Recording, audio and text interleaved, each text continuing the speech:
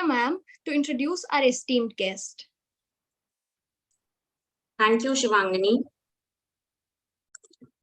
On behalf of Department of Economics, it is both an honor and a privilege to introduce our esteemed guest speaker, Dr. Jyotirmoy Bhattacharya sir. He is Associate Professor at Dr. B.R. Ambedkar University, Delhi. Sir has completed his MA, MPhil, PhD in Economics from Center of Economic Studies and Planning, Jawaharlal Nehru University.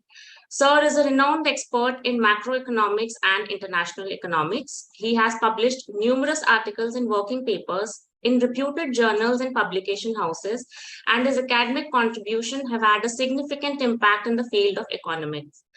Sir, with his extensive background and wealth of experience in statistical packages such as C, Python, R, and LaTex, he is the perfect person to guide us through the insights and knowledge we will gain during this workshop.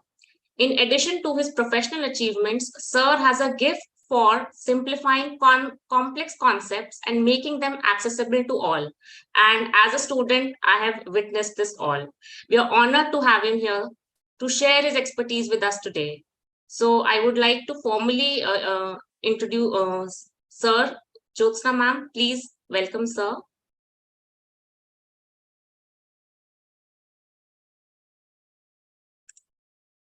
Thank you, Shivangani. Thank you, Manisha. So most welcome, sir, on this platform. I welcome you on the behalf of SPM College, Economics Department, and from myself. Thank you so much for accepting our invitation and giving time for our students to enhance some knowledge in LaTex. So I hand over the platform to you. Thank you. Thank you so much, and carry on. Thank you, Dr. Jyotsna, Manisha, Shivangani. Thank you very much for your very kind words. And thank you for this invitation. So let us begin. So please, students, feel free to interrupt me anytime there is any confusion. I would like you to actually log into your computers and kind of try things out as I describe them, so that, we can have anytime there's a glitch, we can immediately kind of talk about it and figure out why it's happening. I think that would be helpful. So the plan for the sessions is, let's see, I think yesterday Dr. Taposhik has already covered the basic structure of how a LaTeX document works. And did he cover bibliographies? Yes, so he has covered bibliographies as well.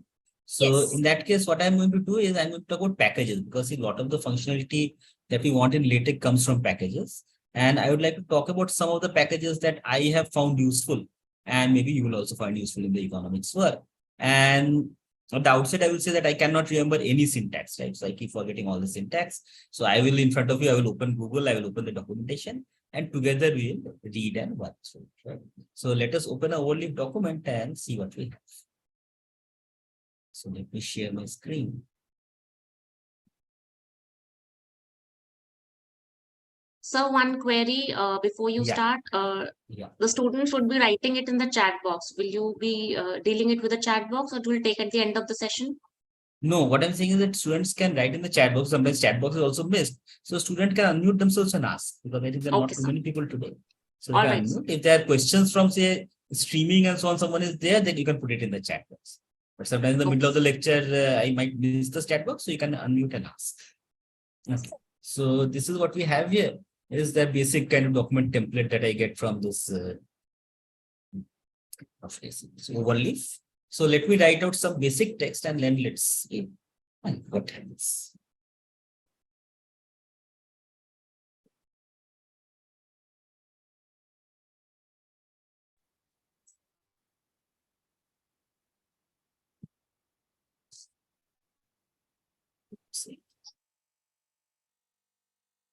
So you must have seen cross references yesterday.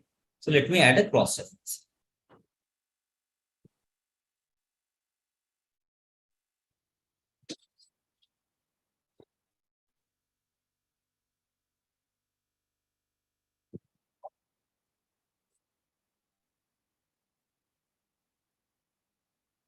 If I compile this, you'll see, as we saw in section 1, this is something that we already seen. One thing which you might not have seen is this tilde here. So tilde creates an unbreakable space. So the line will not break here. So it's just a kind of aesthetic thing that you don't want to see the word section here and one on the next page, because as I type more, who knows where this sentence will occur. So usually when you don't want a line to be broken in a certain place, you use tilde. There is one section. So the first package that I want to discuss with you is the package called hyperref. So hyperref is for introducing hyperlinks in documents. So let's look at the documentation for hyperref.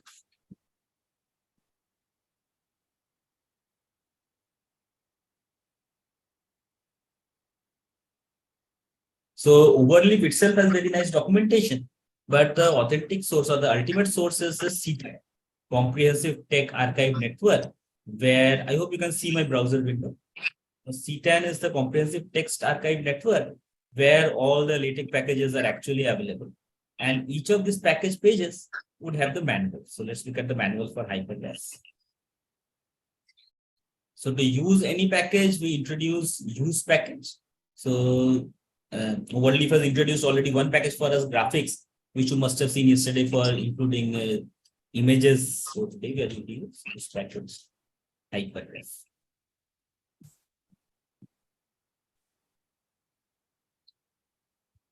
So if you see this, you will see immediately now that the section thing is now a hyperlink. So in a big document, when you download this as a PDF, then you will be able to click this as links. When you are doing a book or a report and you have a table of contents, then all the links in the table of contents will also become hyperlink. So that's the basic functionality of hyperref, that all the cross-references in your LaTeX document will become hyperlink. However, it has a number of additional features. One is if you look at the documentation.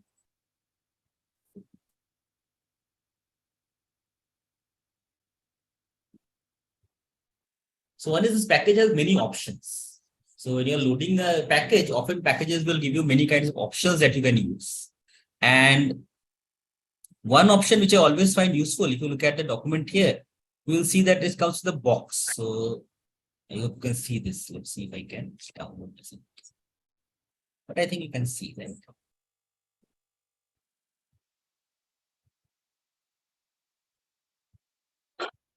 Just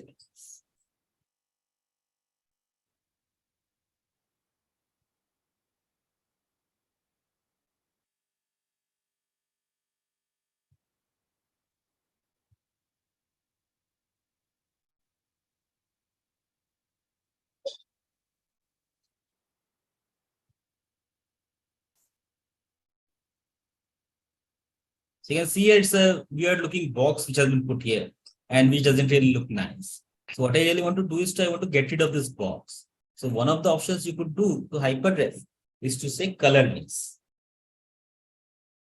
So options to packages are given often like this, that you put a box, square box in front of the package name, and then you put the option. What option to put, you will get in the documentation. So in the documentation, I can see that it has some option which says color link somewhere, and you can use that.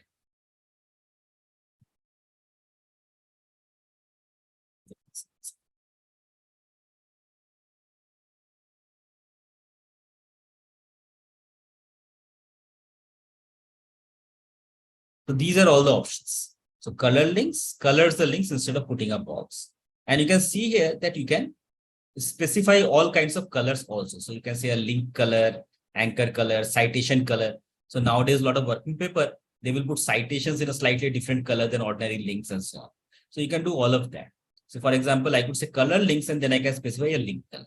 I will discuss in a little while the general way of working with colors in LaTeX, but a lot of the common colors you can specify just by name. You can say link color is equal to blue. So then the hyperlink becomes. So this is like the normal convention. So the hyperref convention is not the normal one. This one will make your document more kind of sensitive. This is fine. It comes with two more commands which are useful. One is the href command. Not this. This. So href is if you want to introduce a link yourself, right? So this was for cross citations in the document. But suppose I want to enter a link to a certain page. Say I want to enter a link to your college.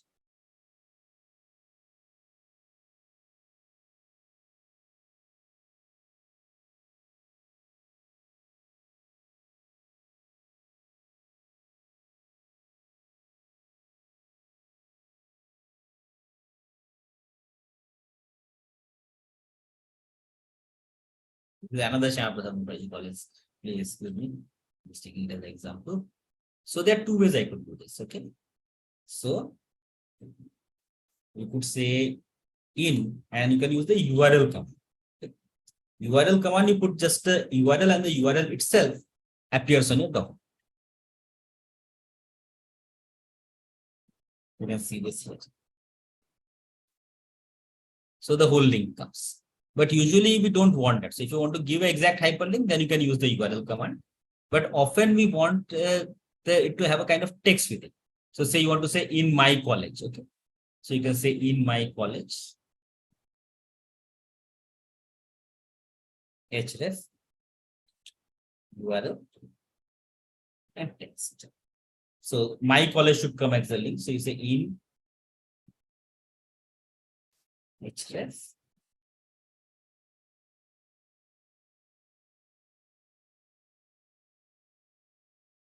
So then you get a hyperlink in which my college will become a link, right? And the link will actually go to this spmcollege.in, right? So this way you can introduce links into your thing. But again, now the link color has become wrong. So I think you have to fix the color by using one of the link color and so on. There must be a URL color.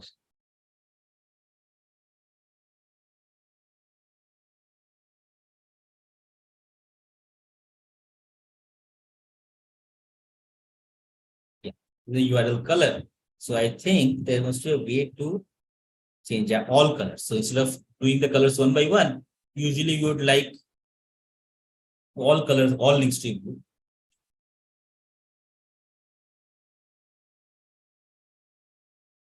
So now all the links are. So if you want, you can have distinct colors for citation, preferences, hyperlink, or you could put them all in the same. So that's one.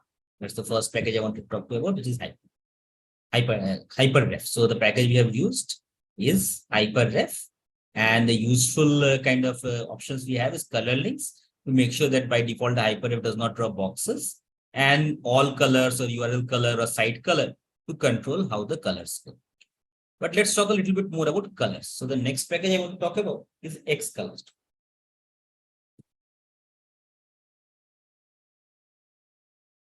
Okay, this time let's leave the hyperref documentation.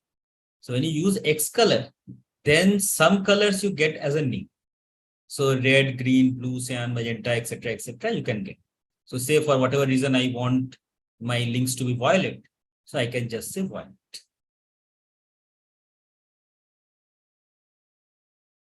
Just as I said, blue. Okay, but there is an error. What's the error? Let's see. Undefined color, violet. Why is that so? So let's load the package Xcolor.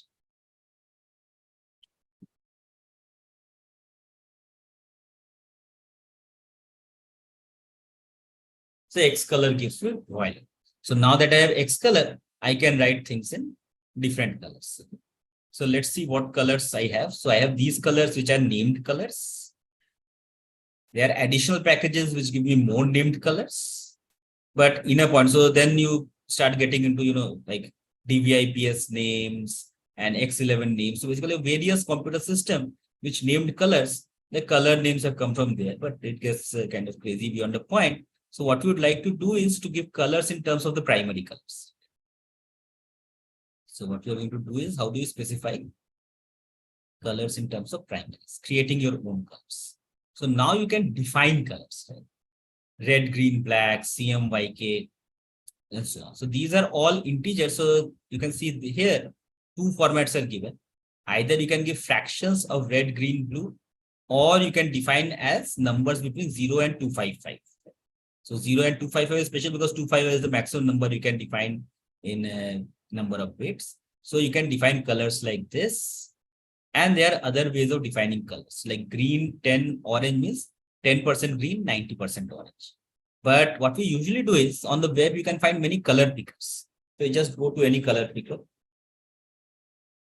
Right? Okay, so Google itself has a color picker.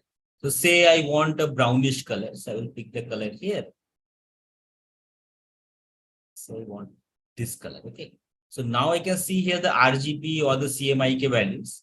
So I just pick the RGB values 173, 54, 7. So what I do is let me look at the syntax again. So it says define color, name of the color. So whatever name you want to give the color models I want to give as RGB and the 3 values. So let me try the same thing here. So I say define color.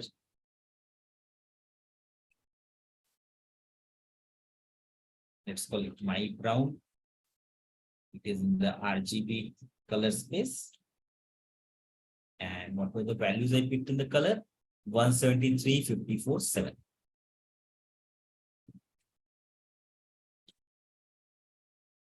Then here, instead of all colors, I should define it before I use it.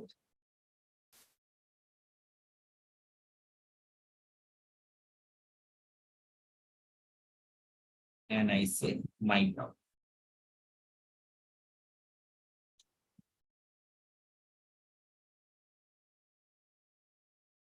So as you can see, now the links are in my choice of brown color. So this way I can define my own colors. And as you will see in the documentation for using colors, you can use that to add text of any color you like. So you can see that here there will be number of commands which can change color. One is text color. So text color red easily. So let me define a couple of more colors. So I go to my color picker and maybe this time I want some blue. So right. Maybe I want this blue. Okay. So let me call this. So color names I can give any name. So I define one more color here.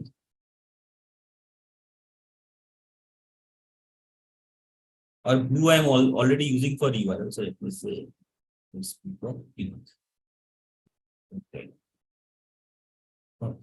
So let's say this is my crimson. So it doesn't have to start with my name. But I'm using my because the common color names are already defined. So I don't want them to clash with the names I am defining. So I can say, okay, JB Crimson.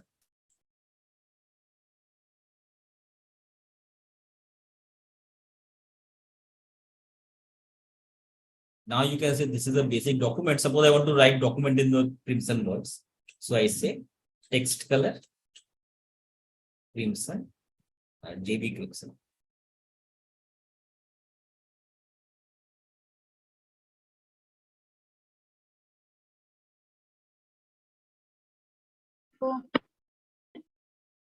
So you get the document word in crimson color. So you can define your own kind of colors and you can use them to kind of decide the color of various elements of the document.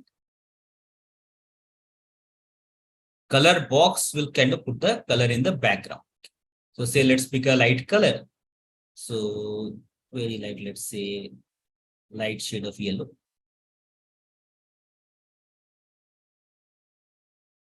Something like this. Let's define another color.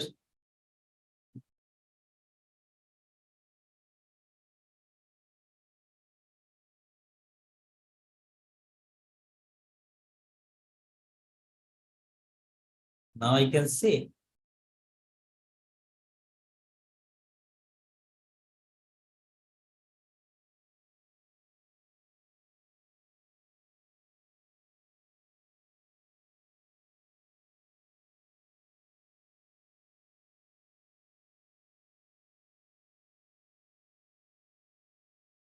so now the text comes highlighted, right? So basically now it has defined the background color and the background color, therefore the text is. When I was typing this, you might have noticed one thing. When I typed color box,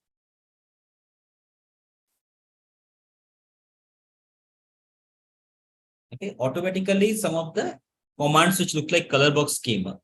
So I can use the autofill features of the autocomplete features of overleaf. I just pressed enter here, right? When this color box came up. So it gave me the braces which I need to. I can type whatever I need to type. And then I press a tab and I will go to the next box. So overleaf knows about many packages and their commands. So it can help you in typing out the number of arguments which are there as.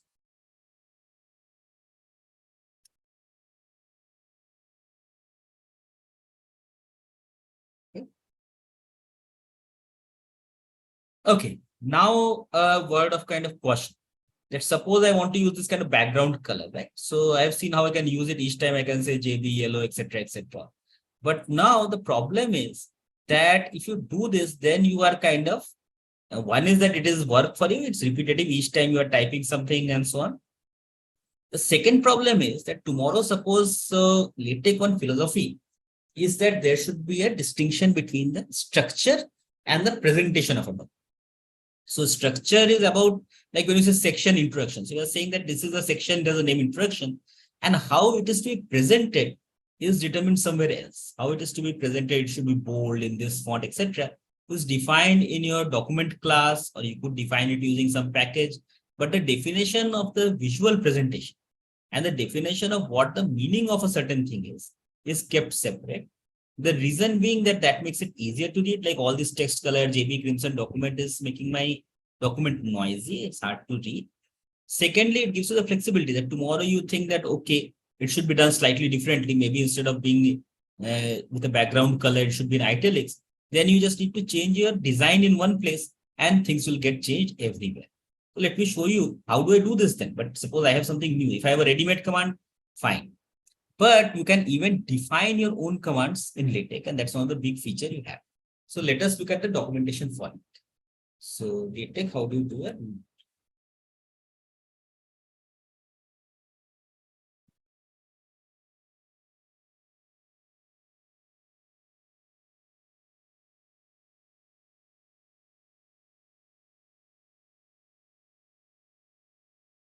Defining a new command is very easy. You say new command, braces, name of the command, and then whatever. So LaTeX, these commands are actually what is called a macro. So basically, they are kind of abbreviations for things which will be expanded. So this is a new command /r is maybe r something. So say you are writing the name of the college again and again. So you could say new command. This is /spm. So this is the name of the command I'm using. And then I give the expansion.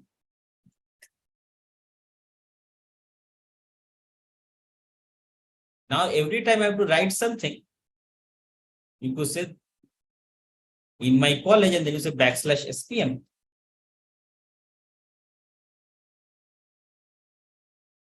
So it automatically gets expanded, right? So if you're writing a document where the name of the college occurs many, many times, then you could just define a command for it. And every time you use the command, the expansion would. So this is very useful because if you're using mathematical notation and so on, so you develop some complicated notation, you don't have to write it out every time. You can write it with that command. But that's more. See, SPM command, the limitation is that it expands to the same text every time, right? So it can be used exactly as application. But for example, I want to write a highlight command, which will take some text and typeset it against the background of my JB yellow color. So how do I do that? The way to do it is that commands can also take arguments. So arguments are like variable data that you're going to pass to the command, and the command will use that in its expression. So let us look at the documentation for that. The command with parameters. So here when the new command, you look at this line. So new command, name of the command, within brackets, how many arguments, that is how many pieces of variable data it takes. And then in the expansion part of it, you can refer to these arguments by #1. So #1 is the first argument. If something had two arguments, then you would say #1, #2 for the first and second arguments. So now I want to create a highlight command, which will actually put something in the highlighted place. So what do I do is I say new command.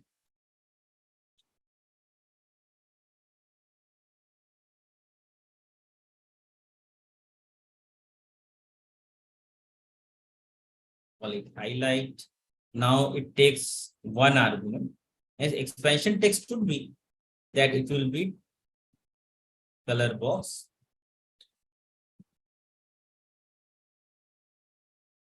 And now whatever text is passed, I want that to appear in the color. So I define this new command. Then I can say that in my college, say, and you can have commands within commands. I will show you that in a minute. College.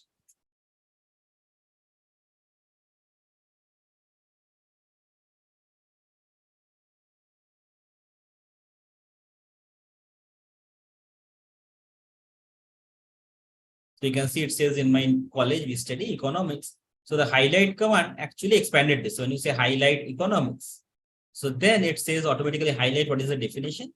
Highlight takes one argument. And when it is expanded, it will expand to color box, JB yellow, and #1, whatever you pass as the first argument will be replaced here. So then becomes color box, JB yellow economics, right? So as I was saying, the advantage is that tomorrow you want to define this in a slightly different way. You want to, okay, apart from the highlight, I also want it to have a italics. So you can just put a text IT, which you must have seen yesterday for italics. So it's a text IT here. Remember to match up the braces. So wherever you have used highlight, right? See, these two didn't change. If I wanted this to italics, I have to find, replace everywhere. But that's a kind of a very mechanical way of doing it. We use the facilities provided by the software. If I write each of this as highlight, then I keep changing the definition of highlight and things will keep changing.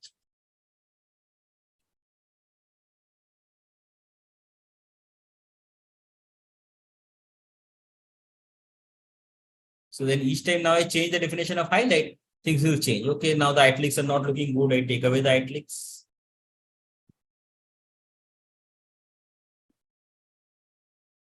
Italics are gone. So whenever you're working on a large document with a lot of this kind of structure, then it's a good idea to actually define some basic commands which will talk about the various things. So for example, say you are setting an exercise, an example, how do you want it to be set? So define some commands and then use the commands everywhere instead of actually defining the particular formatting. So this is a bad idea. When you define a particular format in some place, you actually use the commands to make things happen. So any questions, comments? Okay, just give me a minute. I will switch on the AC in my.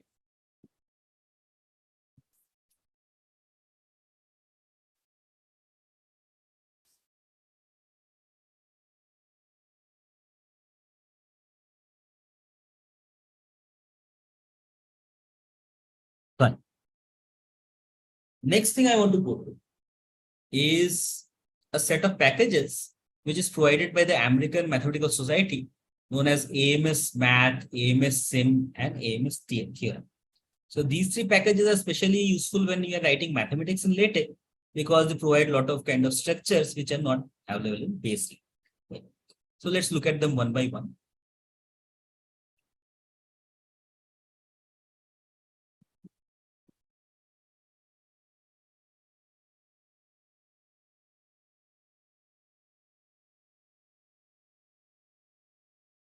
So AMS Math. AMS Math, one very important thing it provides us is a way of doing multi-line equations. So often when you are doing equations, you have to do an equation which is multiple lines, you have to split an equation, or you want multiple equations which are aligned in some way. So AMS Math provides us with all of this. So let's go through that one by one. So first thing that we want to look at is how do you split equation. Okay. So here you can see. So within the equation, you can introduce a split and then the equation will get split into multiple parts which can be aligned. So let me just illustrate with a simple example. Say I'm showing some kind of. So first of all, of course, you have to load this package. I will remove all this color business from here.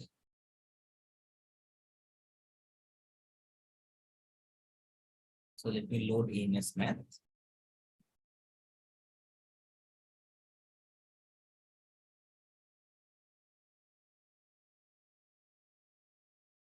So now let me kind of split. So I say begin equation. So begin equation will give an equation number. Begin equation star will not give an equation number. Again, I use overlay feature. When I wrote begin equation, it realizes that I am going to start an environment. So if I press a tab, it will automatically insert the end equation also. Because one kind of common error to make is we put in the begin and you forget to put the end. So overlay can help us with that. So suppose I am solving x plus y. So or say x plus 5 is equal to 10 and I want to solve it to x is equal to 5. So what I do is two things. One is I introduce a split. So suppose initially it was like this, x plus y is equal to 10, but I want to split it into multi-line. So I again now introduce a begin split. If I had put it in the beginning, that would be fine, but I can't let. So this is an environment within n. So the equation environment within which there is a split environment, which handles the splitting of the equation into multiple ones. You use the and sign. You must have seen the and sign in tables for alignment. It is also used in this multi-line equations. So and on the multiple equations that you write or multiple lines you write, the ands will all get aligned. So you say this double backslash is for line break. So I break the line. And the next line I say therefore x and equal to 10 minus 5. We can put 5.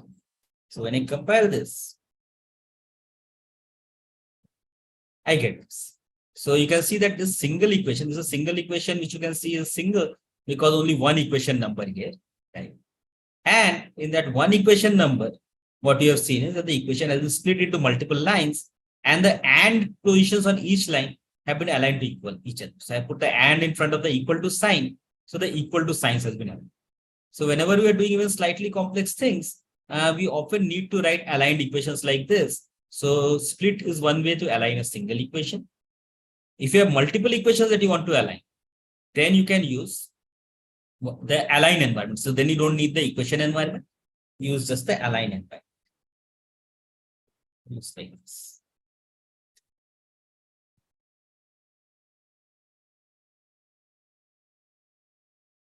So let's say I want to write x plus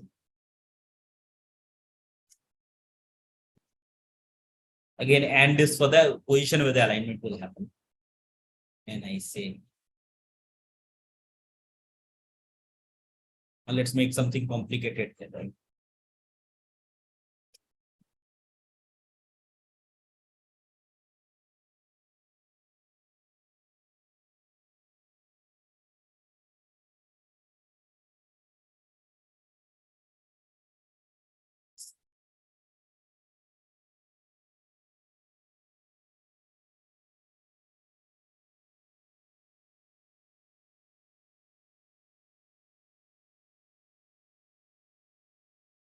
Okay, there was an error.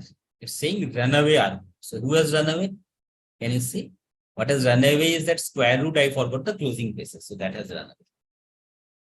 So it keeps looking what is in the square root. So now you can see I have three equations which are again aligned to each other. So the important part is this alignment, that even though the left-hand sides were of different lengths, they have all been aligned together, one below the other. So this is a very, very common use case. If you don't want the equation numbers, then it doesn't matter. You can use either split or you can use the align star environment. Don't worry about the error. I'm getting a lot of errors because I started with align and I'm ending with align star. So now it's fine.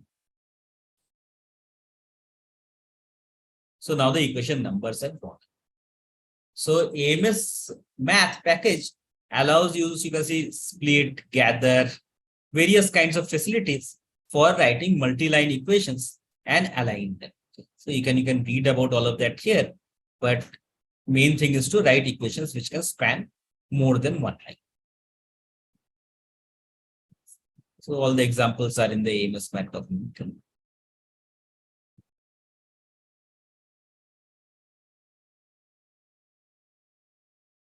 Okay, there is this little command equation ref, which is useful because it produces a nice equation reference. You can always use ref for equations, but equation ref produces a nice bracketed kind of reference automatically. So say I have an equation.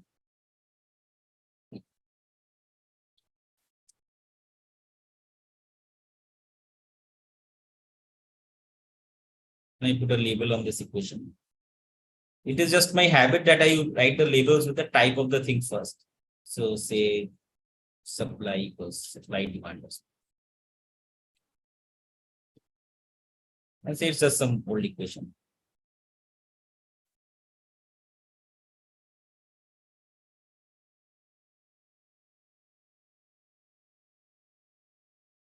Then if I write later,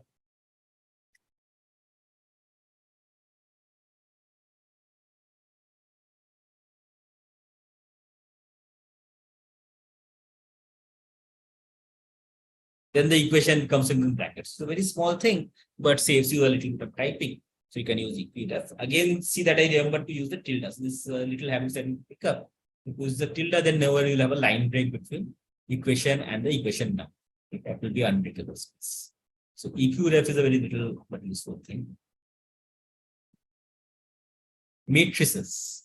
So if you want to type matrices, you don't have to bother with too much kind of headache. There are various kinds of matrix commands available here. P matrix, big B matrix, and so on, which determine what kind of delimiters you get on the left hand side. So P matrix is parenthetical matrix in parentheses. B matrix is matrix in curly brackets. Big B matrix is matrix in vertical line. Sorry, B matrix is square brackets. Big B matrix is curly brackets. V matrix is like a determinant, and big V matrix is like a double. So you can use all of this to write matrices nicely. So it's just a begin matrix and then continue. So let's do that. So let's say begin matrix.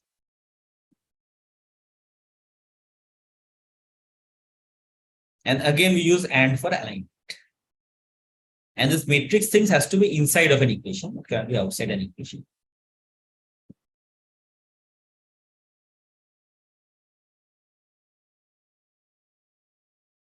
For all of this, you have to load the AMS math package. So P matrix. And you just write the numbers using AND.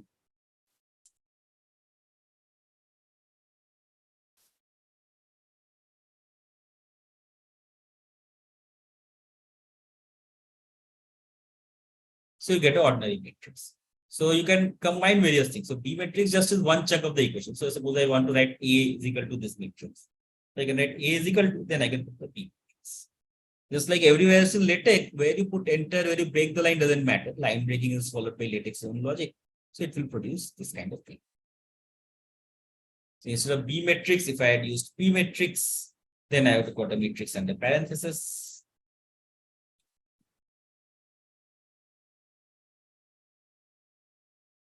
Right? If I had used V matrix, then I would have got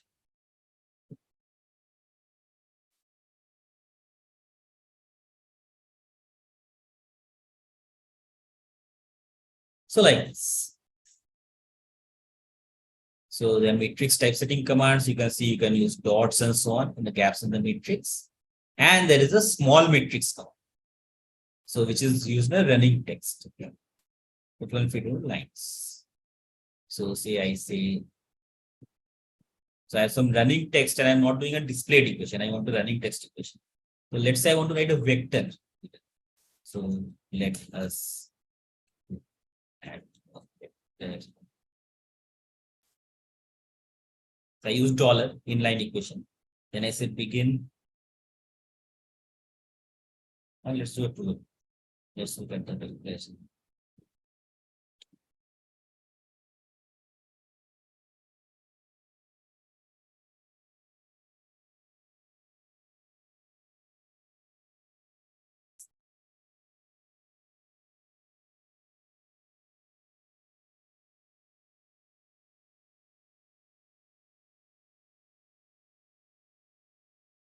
Supply. It says that it will not supply the delimiters, you have to supply them.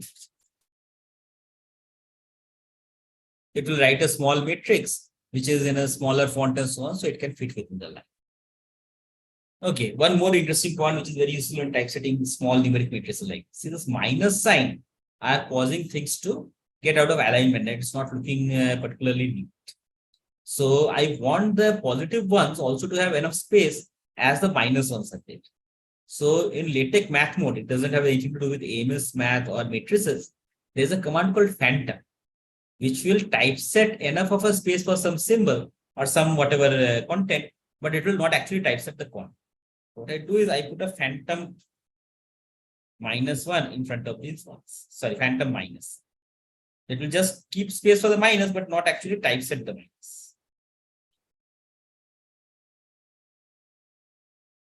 If I put my phantom minus here, then you can see that the entries of the matrix will align. So the only place I have found a use for it is when typesetting this kind of numeric matrices where minus sign turns out things out of alignment. So you can put some phantom minus signs to put things back into alignment.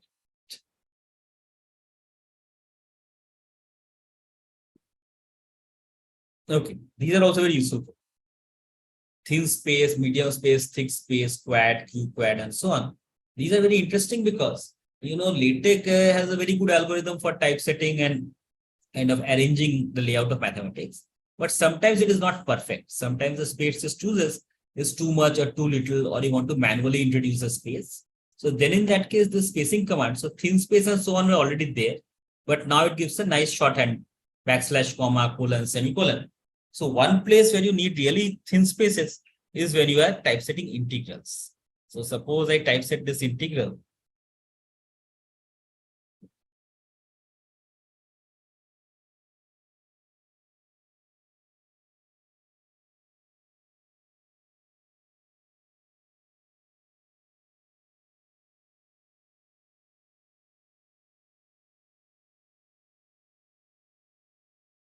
Okay, so many people feel that this gap between the actual integrand and dt is too small. The dt is really smashed into the integrand. So I need a little bit of breathing space. So if I have AMS math, I could just do this. And this would be the thin space. So the difference is tiny, but I feel and a lot of people feel that it makes integrals look much nicer. So between the integrand and this variable of integration, just put a minus comma, backslash comma. So that introduces a thin bit of space. So if we remove it again, now you can see the difference. So you remove it, it's all smashed together. If I put a little bit of space, then it's clear that what is the integrand and which what variable we are integrating. So this is one use of thin space. Another use of spacing command is that often you want to write conditions, right? So you want to say that, say I want to say that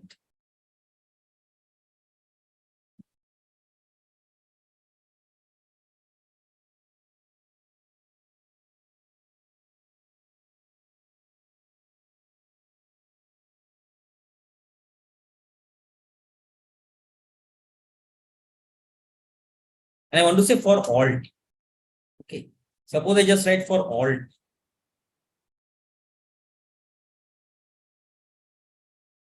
Big mess, because for alt, all of this has been seen as mathematical symbols and they have been put in like that. Doesn't make sense. So first command that I'm going to show you from AMS math again is a command called text. So if you put text, then it's an indication that this is plain text and not mathematics. So you use it within the mathematical structure. So within this mathematical equation, I want to have some plain text. I want to put some text here. But now it is now typeset in a normal font and normal spacing, but it is stuck to the equation. So for that, the solution is to again put some manual spacing. So quad is sometimes the correct amount of space for that. So quad pushes it away a little bit, or you can use Q quad, which pushes it away even. So up to your choice. So when you have a text, and often we write equations with this kind of extra textual kind of condition or something, So then the text and quad and Q quad commands help us kind of typeset it all neat. And you can keep kind of adding and so on. So you can put that in the alignment and etc. So quad, Q quad, thin space is defined. Text will be defined a little bit. Okay. For dots, you must have seen, L dots and so on there. But now you have a special kind of things which are dots for very different kind of situations. So sometimes you want a comma dot, sometimes you want a dot in the middle and so on. So you have different kinds of dots for different situations. And in fact, there's a dots command, which most of the time can figure out what kind of dots you are writing, and it will put the right kind of dots. So the center dots, lower dots, and so on. So suppose I want to say,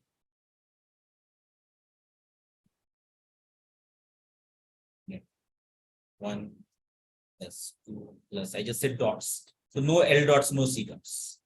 Plus N, common, I said what? Okay, space, text. Okay, now see the fun. Text within equation, and inside the text, another equation. For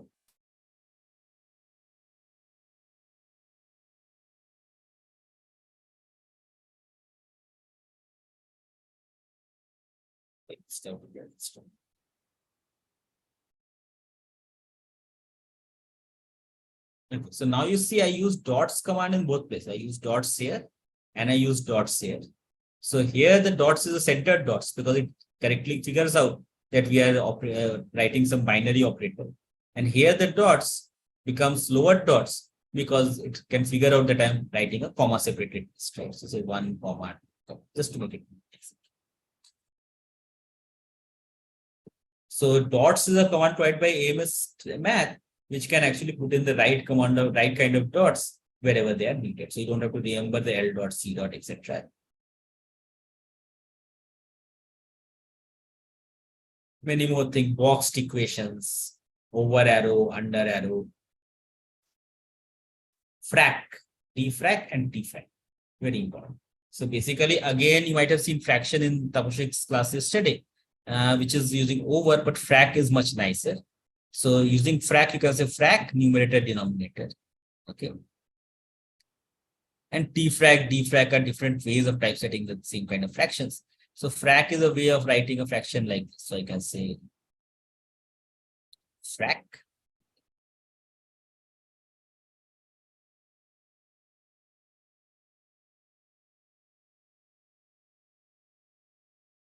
I hope this has not been covered yesterday.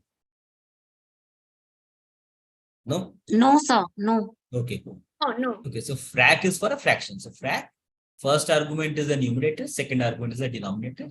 So you get a fraction. So there's an old-fashioned way of writing it. Sometimes one is better, sometimes the other is better. The other way of writing is using over.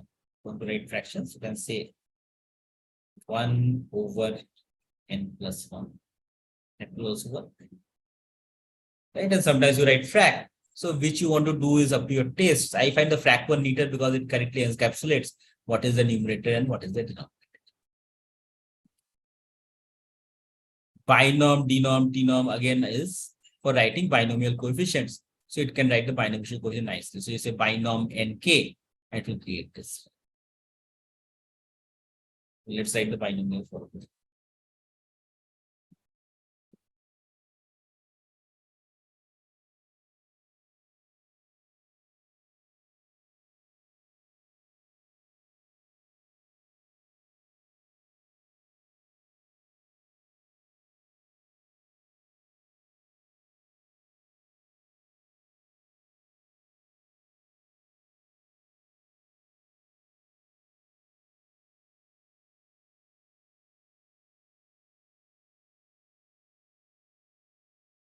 Did I do? I forgot the slash in front of the file.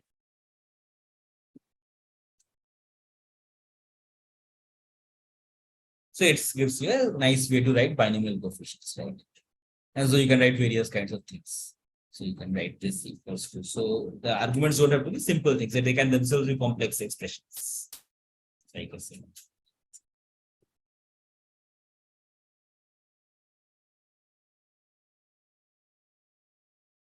You can say, okay, this is also equal to binomial coefficient of n minus.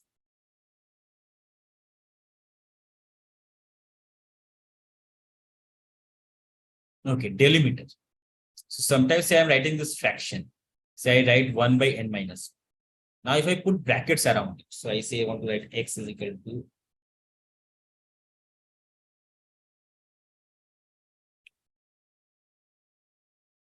so what happens? The brackets are too small because it's a fraction, so it's a tall kind of expression, and the brackets are not tall enough. So there is a way out of it, again provided by AMS math, which is that you just put a left and a right command in front of the opening and closing parentheses. So you say left here, and you say right. Then AMS math will automatically size it up to make it as large as the expression is. And you can put left before any of the delimiters, not just round brackets. If you're doing this in square brackets or braces, you could do all of that. So then it is responsible for making sure that the size of this delimiting expressions is just the right. We'll do braces.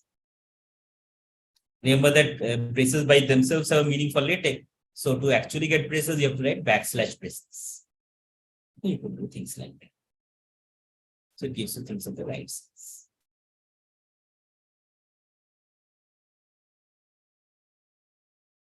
Okay, operator name. This is very important. Because see, often when you are working with things, if you want to say write sine x.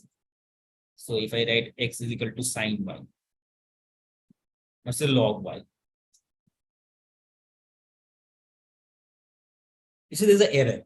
I would say there's an error in typesetting because usually the name of functions, we don't write standard functions, we don't write in the slanting form, right? So LaTeX knows about many of the standard functions. If I say \ln, then there is a command that will write ln upright. But often you may have come up with a new kind of function which is not there. Okay. And what do I do?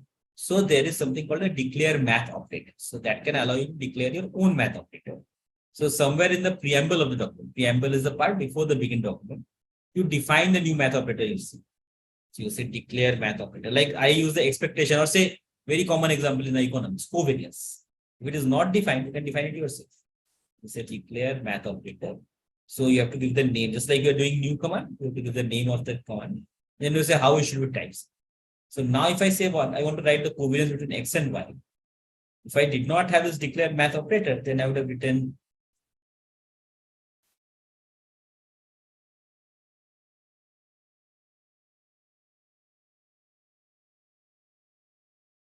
so again, the covariance is typeset and slanted. I don't like it. But now because I've declared it to be my new math operator, so I get it in the way I expect. So therefore, when we are dealing with functions and so on, which are not known to LaTeX, then I can use declare math operator to declare a new mathematical operator, which will be treated correctly with the correct kind of spacing and so on. These ones are predefined. So this we can use to start with, and then you can declare more than you need.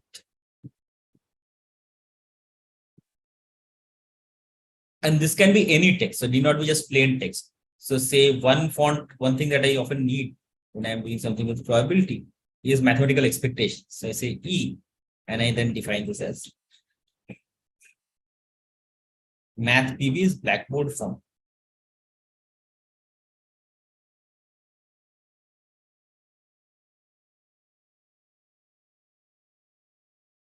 Error. What is the error? Undefined control sequence. The control sequence is math PB because math PB is not available in basic LaTeX. It is available in another font given by AMS, which is AMS Sim. So AMS Sim gives you various extra mathematical fonts and signs and so on. So it provides you mathematical blackboard. So you can see here, it's like a double line and so on. So you can see that the real number set R and so on, sometimes write like this. So often we want to use mathematical blackboard script, and you can use that. So you can use MathBaby anywhere. Also, not only in math operator, you can use MathBaby in your own writing also. You say that on the real line.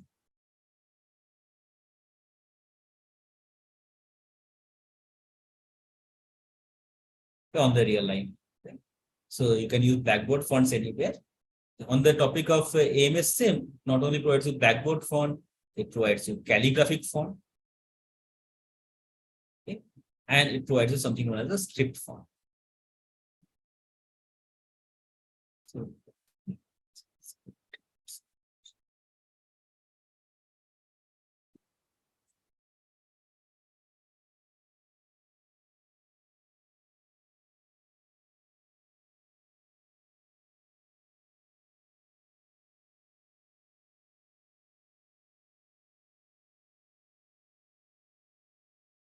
so math SCR was not defined, that's why we're not available. When we come to fonts, we'll define more fonts, and then we'll have a math script font also. But at least calligraphic is always there. You could use a calligraphic font, and you could use the blackboard font.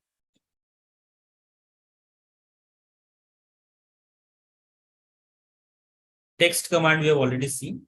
If you want to introduce some plain text in between a mathematical equation, then you can use this. Multiple integral sign integrals. Okay, using math font. This is done. Now let's look at another AMS provided package, which is AMS theorem. So often we have to define theorem and so on, then statements of the theorem, proof of the theorem. So AMS theorem command provides you theorem environments.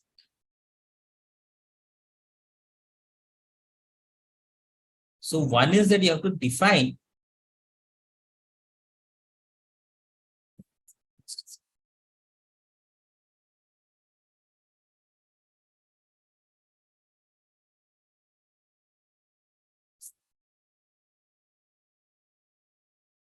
So you have to define your own theorem environment, and then you can write a theorem. So let's show you. So I'm apart from AMS Sim. So usually I load all of them together: AMS Math, AMS Sim, AMS Theorem. So now you declare a new kind of theorem environment, and you give it any name. So new theorem, and it has THN.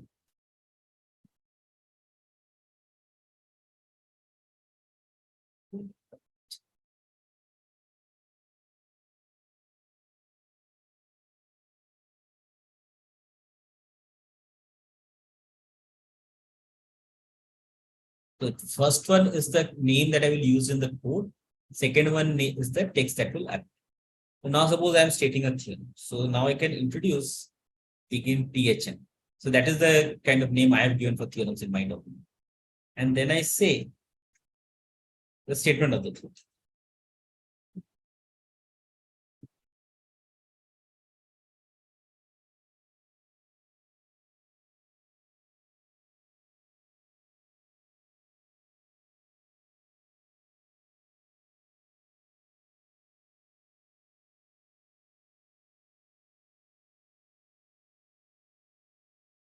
When I do that, so it automatically gives you a theorem number, right?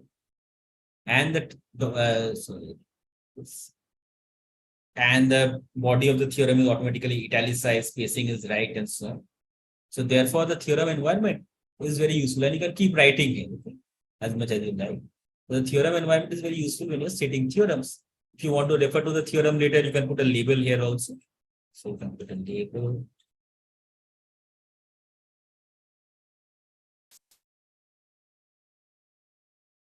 And then you can refer to it later as usual.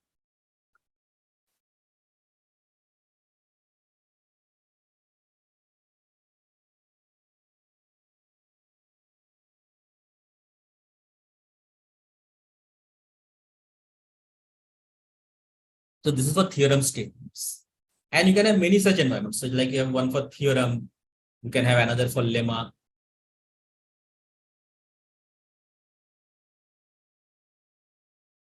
And you can make up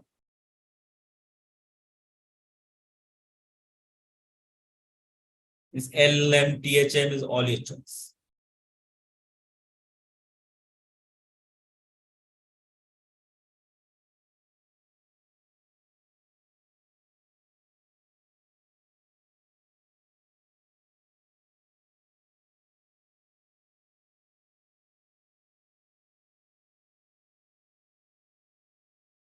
So lemma 1 is 2 plus 2 is equal to 4. Theorem 1 is this. Fine.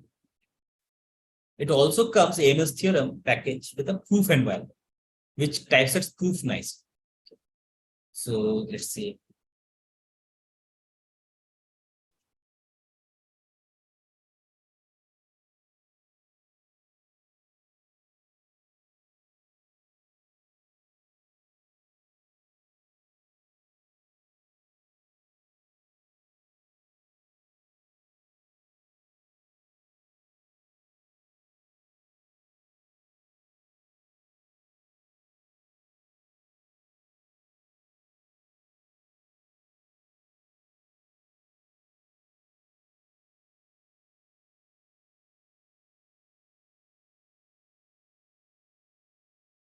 So proof again nicely, the italicized word proof will appear and so on. Oh, you didn't need a key. It will automatically put the QED symbol, square brackets here and so on.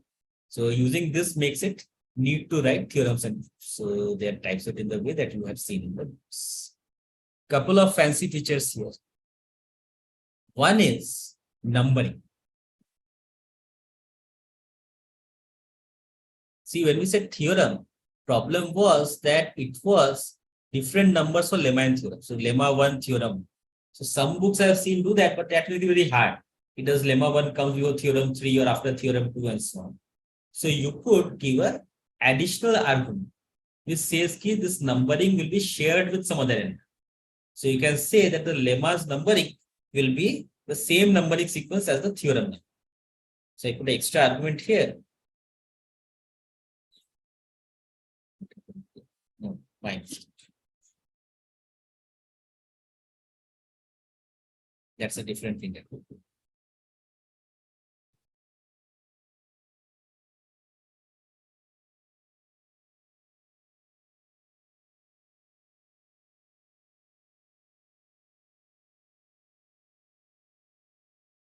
So the wrong place. So I should have put it.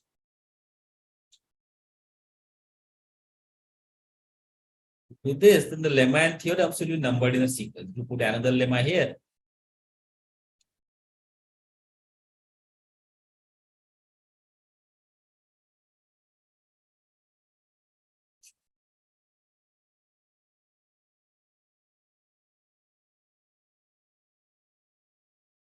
It becomes lemma 3.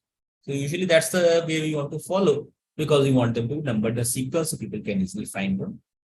What I had stumbled on just now is that you can also apply numbering within a section. So you can say, okay, suppose this I say is a section introduction. And that has one lemma and one proof. And then in the section conclusion, I have another.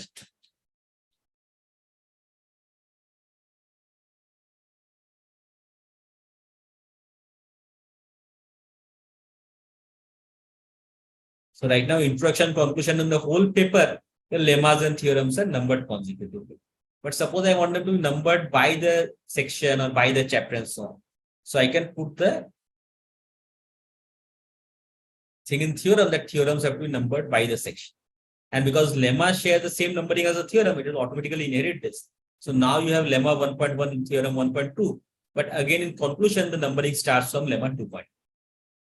So you can say that, okay, this numbering should be kind of hierarchically below the numbering of the section. So then each section you will get a different kind of number. Is that fine? So we are controlling numbering two ways. The optional numbering argument given after the text controls that within which kind of chapter or section is the numbering going to restart, and numbering will be using this decimal. And below the text, if you put it, then it will kind of tie together numbering of two theorem kind of environments. Okay, theorem style. See there, number of theorem styles. Plain is italic text, extra space above and below. Definition is used for definition with upright text space above and below. So again, if you look at in books, the definitions are typed slightly different from theorems. So what we do is that we change the theorem style and we then define a theorem environment. So if you want the environment for definition, so you say theorem style. Definition, and then I define. So definitions can be numbered together with theorem, but they will have a different style.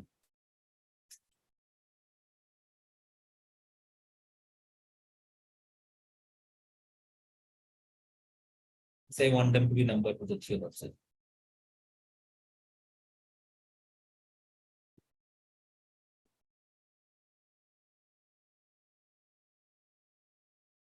Somewhere in between and the definition.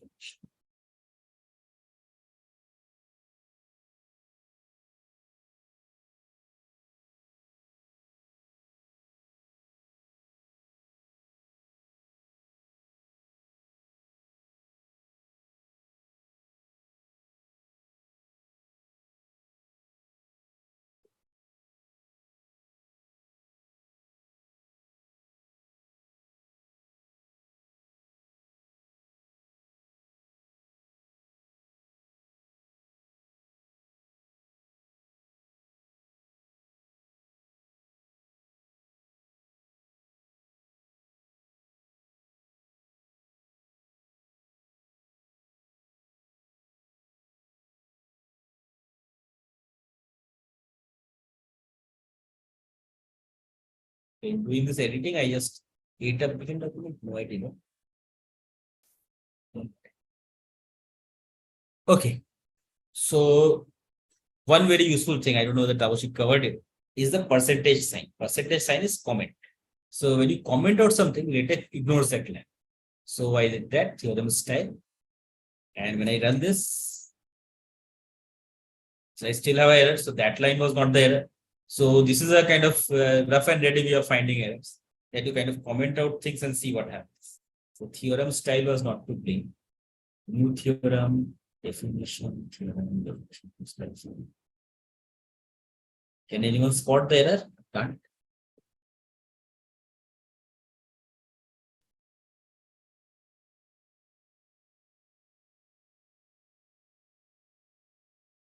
See, that was the error to go with. Yeah.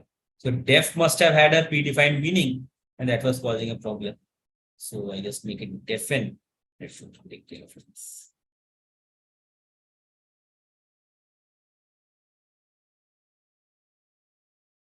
So that must be undefined. There's no problem. The zero is a cardinality of the x. But why? So now let's look at the effect of theorem style. So I put a percentage. So this is commented out. So this line, whenever I put a percentage anywhere in a line in my LaTeX source code, then you can see even here, whatever is after the percentage on that line will be ignored by LaTeX. So this is not taken as a command. This whole line is ignored by LaTeX. So the definition and a theorem environment got defined, but it's typeset in the same way as the other theorems, which is perhaps not what we'd expect given the usual conventions. So if you say that, okay, I'm switching the theorem style to def, then it puts it right. Then it comes out as string. Okay. This lemma is looking straight because that it has no text in it. Okay. So we say that. So,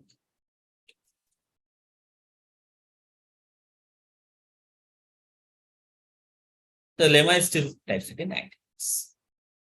One final feature of the theorem environment that you can give a name to a theorem. So you can give a label for cross reference, but sometimes you want to say, right, the theorem is whose theorem and so on. So you can put a square bracket, you can put a name here. So you can say independence.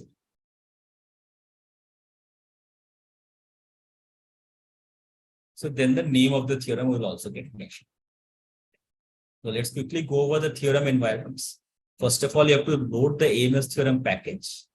Then each kind of environment you want. So it doesn't have any built-in kind of theorem environment. So you define your environment that you have one environment which you call a theorem, another environment which you call a lemma. You may want to call it proposition, anything you like. Right? There's no limitation. Numbering you can control by two kinds of arguments. One kind of argument which ties together the numbering of two environments. So we are saying lemma or here definition will follow the same numbering sequence as theorems. And you can make the numbering of theorems and lemmas or whatever subservient to some numbering in the chapter. So we are saying that this is subservient to section numbering. So each section has the sequence restart. In a book, you can make it subservient to chapter numbering. And finally, we saw that there are different styles of theorem environment. Plain is the environment. So we don't have to say plain because it starts as plain. If you just want, you can add theorem style plain. But that's redundant because the default is plain. And plain is the usual italicized text for theorems. And definition is the style used for kind of definitions. So this definition only defines a style that I want upright text. It has nothing to do with it actually being a definition or anything. Similarly, these are just names. Instead of definition, I would call it explanation just for fun. If I just call it explanation, LaTeX doesn't care.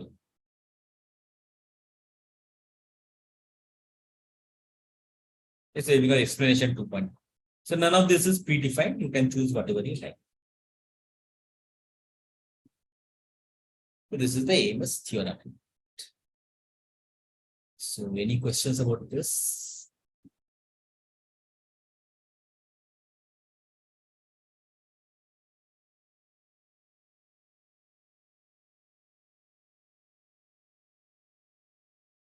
Overfull H box. So if you run things in LaTeX too much, you will see this kind of warnings coming. H box is a horizontal box. So the problem here is that the text is such that LaTeX is not figuring out how to break the line, and therefore the line is going out of the margin. So whenever you have kind of complicated expressions or very long words which LaTeX cannot break, then you will see things like this. And the solution is to do a rewrite. So rewrite in a way that allows LaTeX to break the lines. So one way I could do is here, for example, the solution is simple. I just make this a displayed equation. So it's a displayed equation, it will come on the next line. And so that one will go.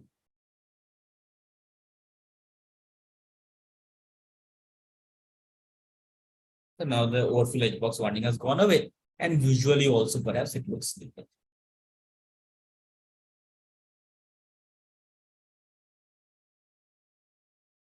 Okay. The next one is for teachers who are attending, which is a package called exam. So if you are setting question papers, then this is an excellent package to use.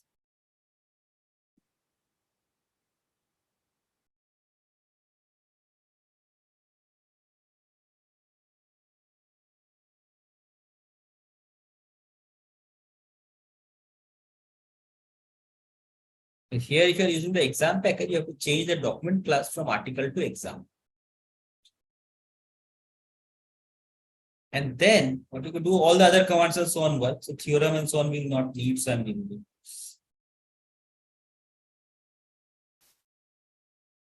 Make title I'm removing because the title in exams is done a bit differently. I will come.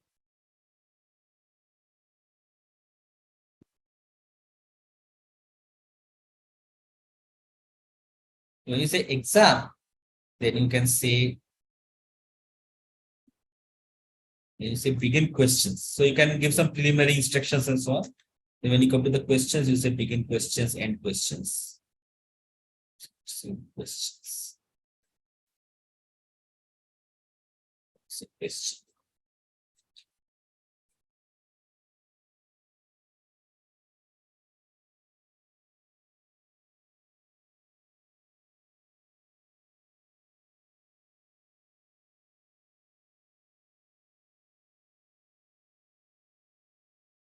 What is the circumference of what? So I will beautify it in a moment, but I want to show you some of the features.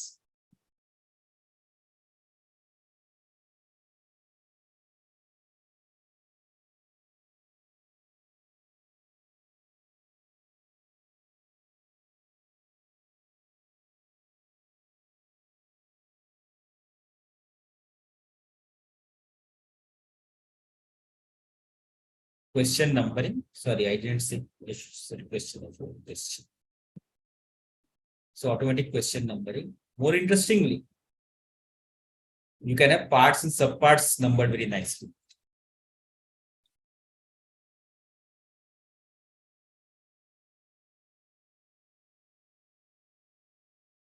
Then you start begin parts.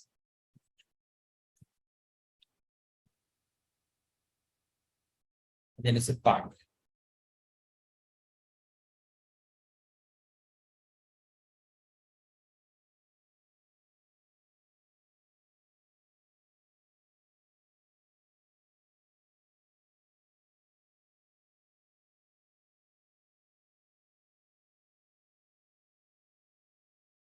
Automatically it comes A, B. So anyone who has typeset question paper on LaTex, I find it very painful because, sorry, question paper in Word, I find it very painful because, rearranging all this A, B and so on in the proper way, right, becomes very, very hard.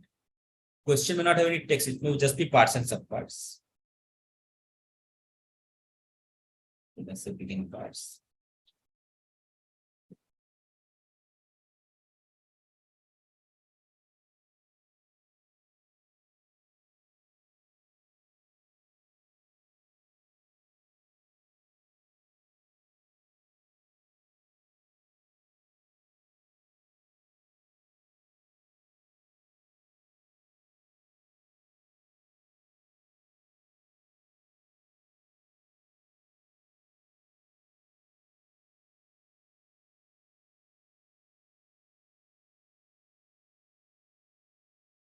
So 2 has no main question, it has just parts A and B. So I just started question and then I said parts. So you can see automatically the numbering is happening. You can give cross references. So again, then you don't have to worry what will happen to the sub numbering. So you can say label, part. Then you can say is.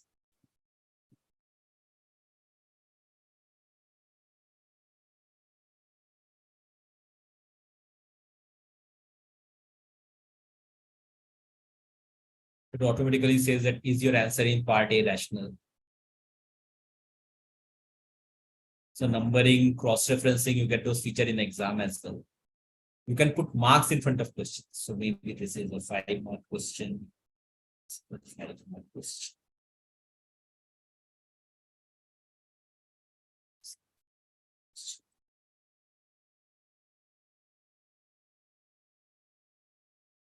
So the default is it will write things like this, 5 points, 5 points, 2 points, but usually, at least with the exams I've seen, they don't look like this, no problem. There is a command like this called points in right margin. This is a command from the exam package itself. So if you see this, what will happen is, as you expect, the points will appear in the right margin. So that's again automatically aligned types that you want to worry about any of this. You can also put any amount of mathematics you like. You can put headings on the exam. You can put instructions before the questions begin. You can put answers. So there's a possibility that you can typeset the answer, and then you can, just by changing an option, make sure that the answers are printed or not. So you can do one version where the answers are not printed and give it in the exam. You can do another version where the answers are printed and give it as a solution. You can do multiple choice nicely, A besides B, besides C, besides D. So a lot of options for typesetting various kinds of exams are available in this exam documents. It can add up the points. So it can add up and give you the total points in a question. It can add up and give you the total points in the exam.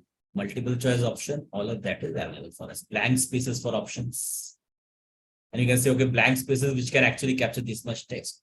So all those things are there. So again, you can read the documentation and see how it works. Okay, moving on. Next, I want to introduce a big package, which is a package called Beamer. So it's not a package. Again, it's a document class called Beamer, which is for typesetting slides. But I think let's take a 5-minute break because I'm going on and on. So let's take a 5-minute break, and in between, if there are any questions and so on, in my watch, it's 12:21. So maybe we'll begin again at 12:30. Meanwhile, I'm here. So if there are any questions about what we have covered or other points about use of LaTeX, you can. Yes, sir. Students have posted their doubts in the chat box. May I read Okay, it? I'm coming to that. I'll come to it. Okay. So repeat the JB color. How do you insert integral and differentiation? How do we add mixed fraction? Okay, mixed fraction, I don't know. How can you put header, footer for adding page number in document or later? Okay. So let's take them one by one. The JB color part. See, the JB color part was I was defining color. So let's again set up a basic document and then go on from.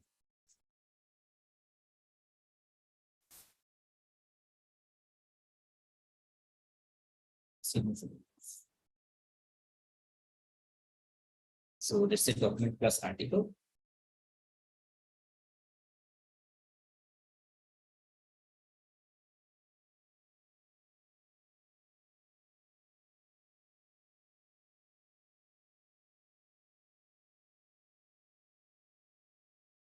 We're looking at how to do colored text and how to do colored backgrounds.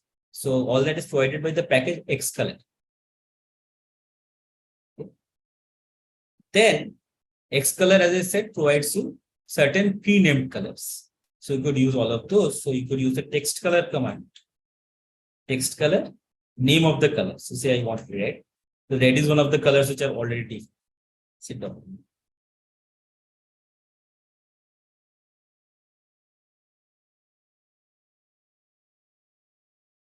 So this is my document. You can see that it appears in red.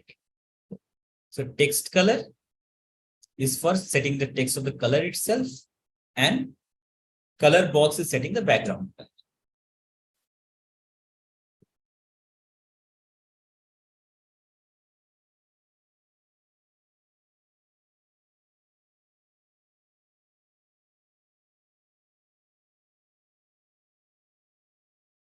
Right? So we can use any of the predefined colors. But now comes that suppose I want to use my own color. So how do you do that? You say define color.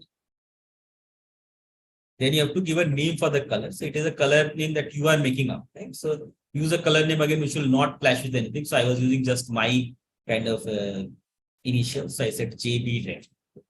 Now there are different ways in which you can define colors on a computer system. So one is by specifying primary colors in subsystem. So RGB is red, green, blue, which you all have heard in school. CMYK is cyan, magenta, yellow, and K is black. I think from German. So that is used in printing. So you can use different color values. As I showed you, there are various web utilities which can allow you to visually pick a color and give you the value. So say I have used such a utility. So RGB is red, blue, green. And this integers, again, that's a convention common in a lot of computer systems, are values between 0 and 255. So 255 means the maximum amount of red you have, and so on. So say I want to mix red and blue and make some kind of purple. So I say 128, 128, 0. So now instead of red, I could use JB red. Okay, something wrong here. Let's see. No, RGB, red, green, not RGB.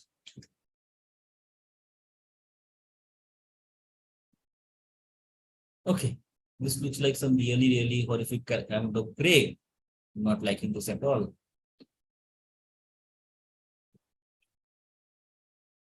Okay, some dark red.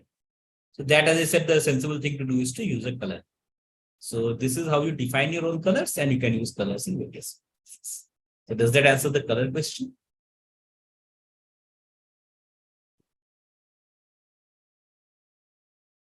Okay. How do you use integral and differential? So integral, the command is int. So you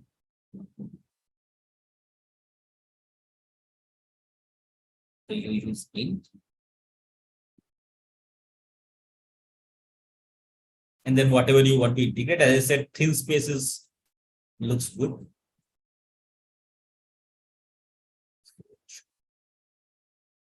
Yeah. So integral of x dx, you can use subscript and superscript sign on int to put the lower and upper bound. So 0 to say t. So that will give you the integral from 0 to t. And again, the expression can be anything. So within braces, you can put some complicated expressions. So you can integrate to t plus 1 if you want. So anything can be there, and grouping ke liye we always use this braces. Okay. This is int.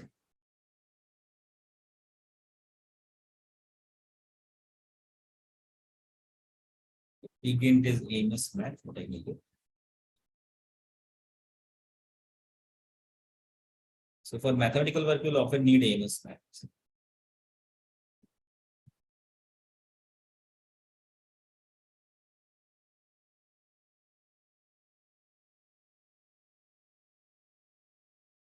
I'm making some mistake here.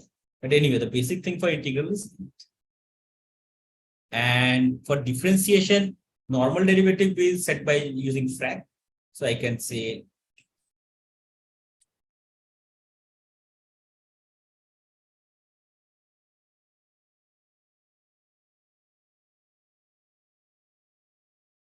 you say d by dx x square is equal to 2x. Partial derivative, the symbol has the command partial.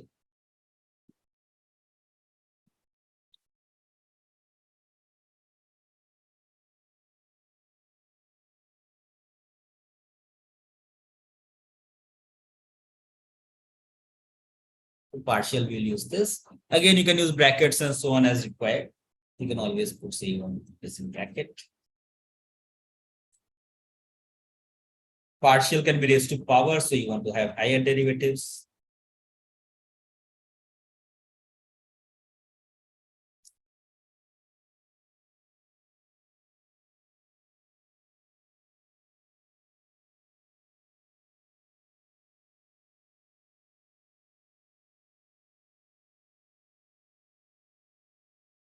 And so on. So basically we use D and we use partial, and we use the usual superscript and subscript symbols to create derivatives.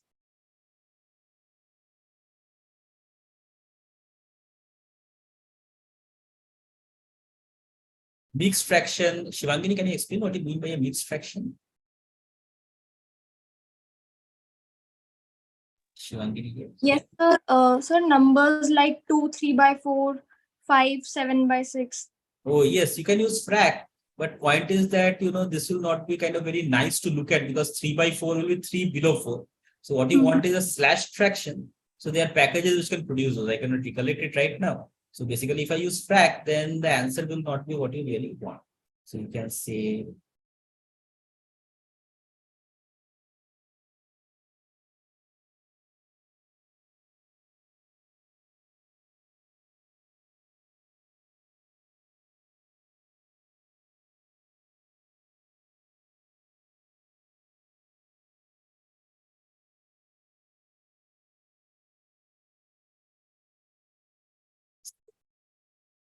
Yeah, so 2 3/4. So this doesn't look right, right? You want a side kind of slashed fraction. So that is not coming it. T frac makes it slightly better, but not much. It doesn't really change things. So there are packages which can give you that kind of slanting fraction, which is what you need in the situation. They just Google it. Let me Google it for you.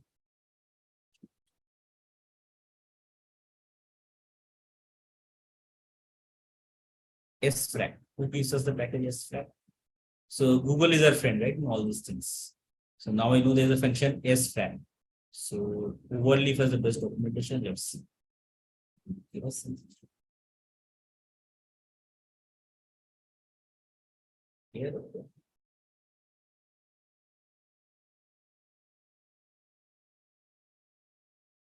Xfrac. So Xfrac gives you various kinds of fancier fractions. So LaTex is a package for everything. Just have to. So Xfrac defines a command Xfrac, which can give you various kinds of. So let's try that.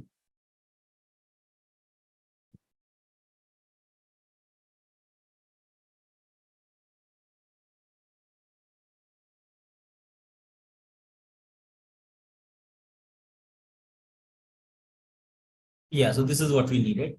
But now this 3/4 is getting stuck here. So now our friend thin space, thick space, all of that is useful. Let me put a thin space here. Maybe better.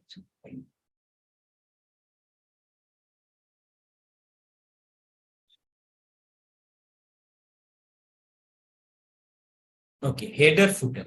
By default, the header footer is the normal one is actually the one you want, but I will show you how to have more control on that as well.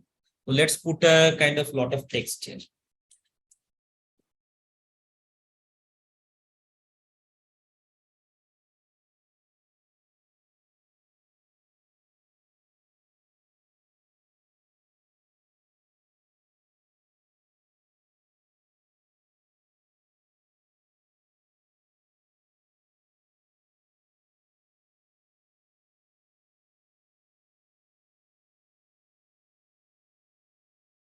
Much text is also to be, I want to illustrate some fonts also. This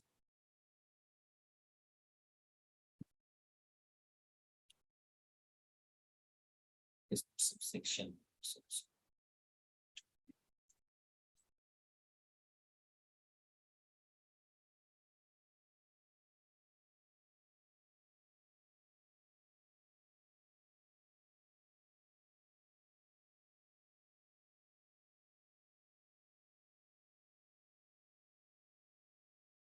So when you go to the second, you see automatically the page numbers at the bottom of the page.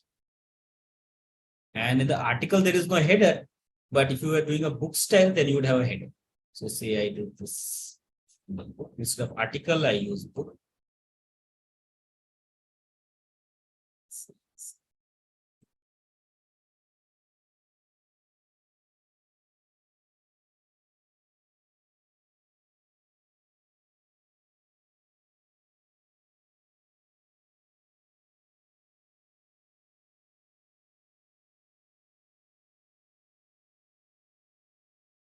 You can see in a book, the page numbers are moved. So different styles deal with things slightly differently.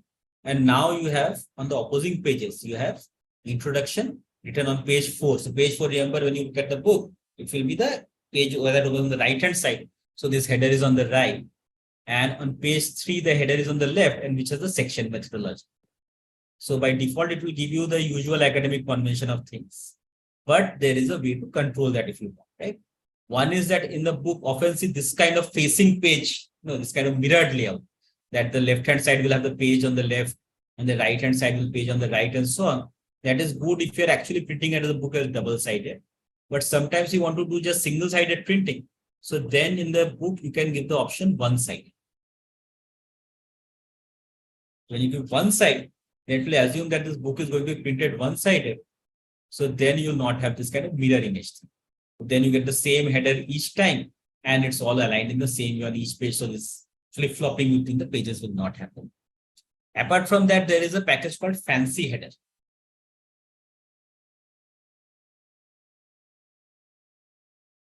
So the fancy header package gives you a lot of control.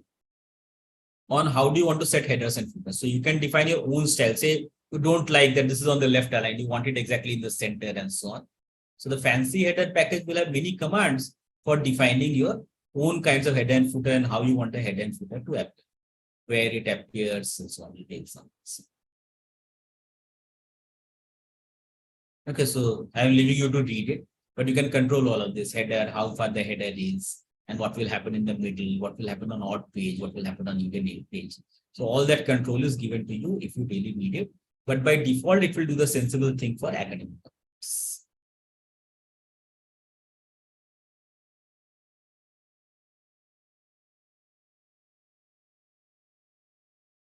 Before I go on to Beamer, because we are talking about layout, let's talk about fonts also for a bit. So fonts used to be problematic in LaTeX because it's a very old software.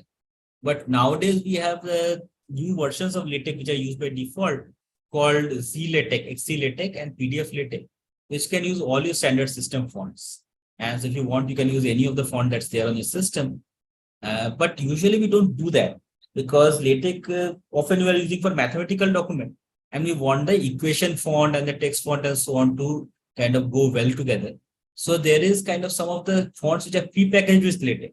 If you use them, then the spacing, equation, all those problems are less likely to happen. So if you are you really want to use a font and it's mostly text, you can pick up any font on your system. But I will want to show you some of the standard font packages which are available. There's a LaTeX font gallery. LaTeX font catalog. There's a gallery also.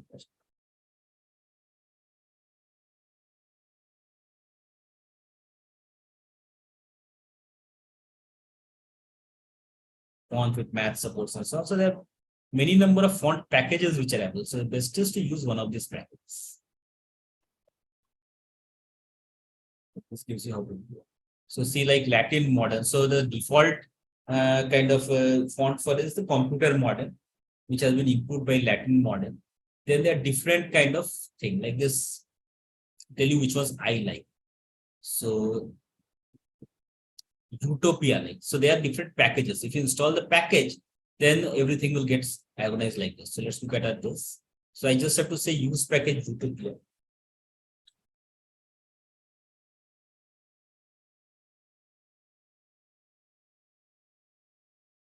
Just watch.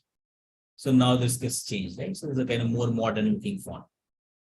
Utopia, then there is Math Puzzle, which will give you Times New Roman. So somewhere people really insist that you have to give Times New Roman. You can use Math Puzzle. This gives you Times New Roman. Then there are Garamond, we have other fonts. But I really love this.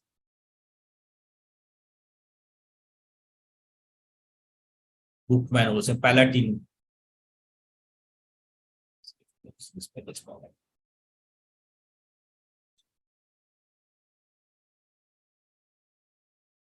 This changes things. So that is one way. And I think if you look at this document, it tells you how to also directly use a font.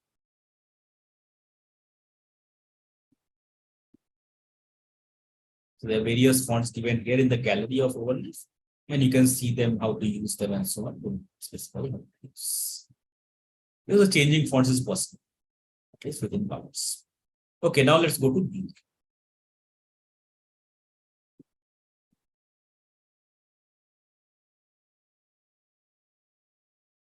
So Beamer is for slides. So when you are using Beamer, you have to use document class Beamer.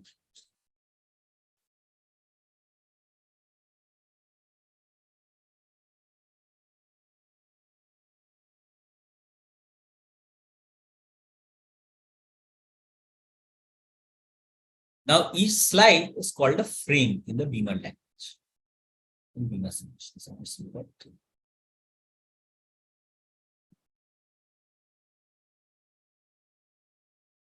So you see begin frame, end frame.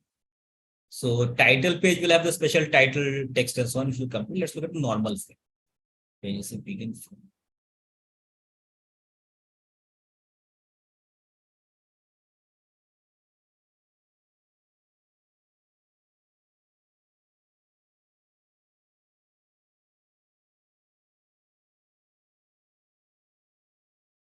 simple slide with just x is equal to y. You can put a title here.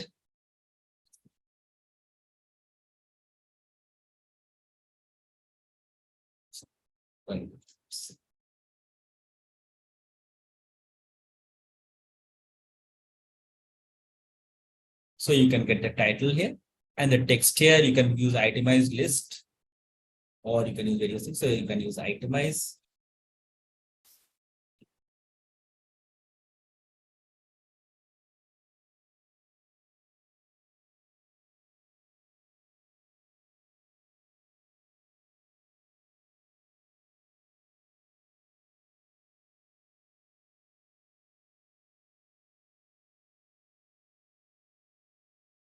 So you can put up list and so on.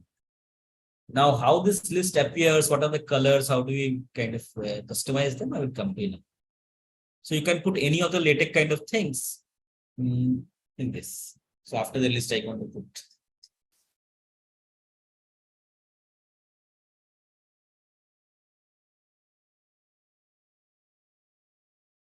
One thing which I would suggest that we immediately customize is the font, because text sans serif font is not so good to read, especially because you are using a projector which has not a good resolution. It has very thin lines and so on. So usually I immediately use Helvet package, which gives the Helvetica, which is like Arial.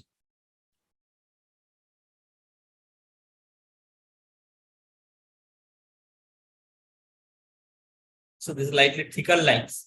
So particularly on a low resolution projector, that looks better.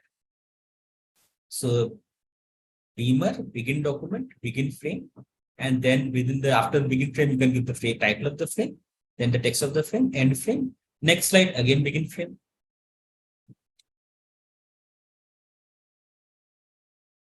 Frame title comes here, so let's put something.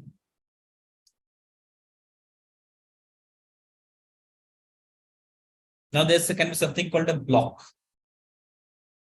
which puts a outline through.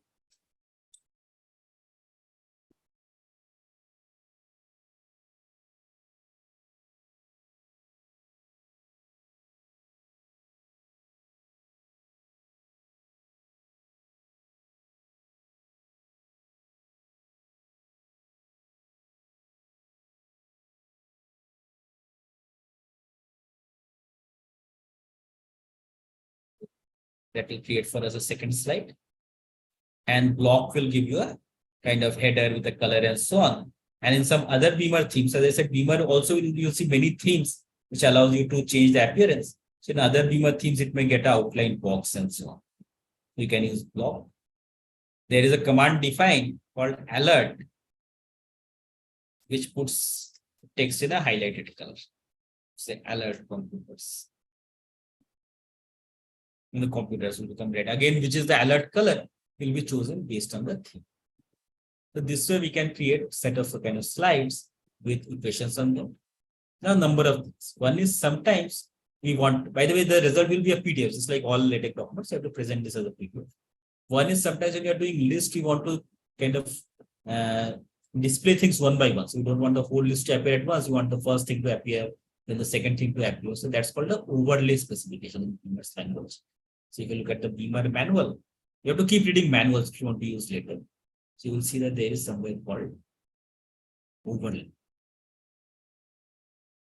So you can see many things using graphs, etc. Where is overlay?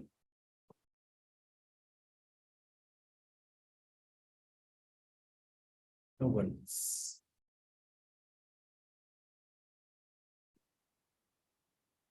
So there's a pause which can kind of pause the thing. And so till the first pause, things will appear, and after the pause, things will appear again. So suppose I have two blocks. Say I want one block about computers, and I want another block about symbol.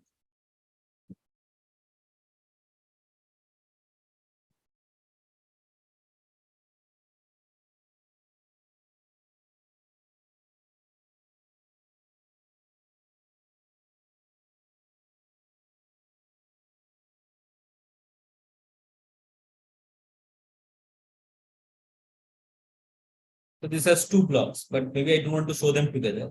So I put a pause before.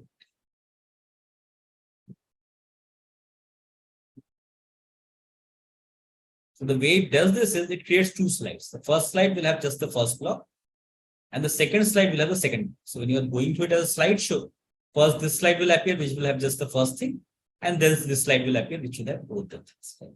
The pause is kind of automatically splitting up into two slides. So when you do a slideshow, it will look like there's first thing, and then after a bit there is a second. So the basic way to create this kind of gradually appearing things is pause. But for list, there is a further feature that you can, after every item, put a sequence number kind of that where it will appear. So this will appear from slide 1 onwards, this will appear from slide 2 onwards, this will slide 3. But this one will appear from the slide 1 onwards itself. So you can say it 1 onwards, 2 onwards, 3 onwards, like that.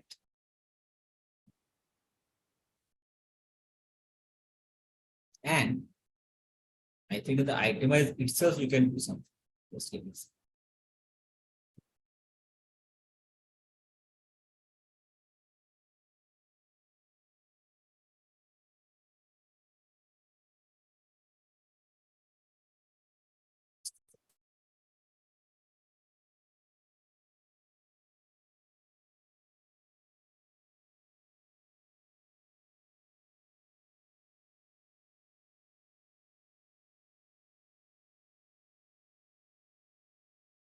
You can say +1, +2.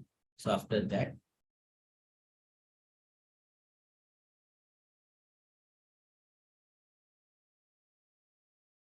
at least you can do 1, 2. I'm sure there's a way to uncover them one by one, but we can do that. So we have this itemized list. So I can say the first item appears only on 1 onwards. Second item appears only from 2 onwards.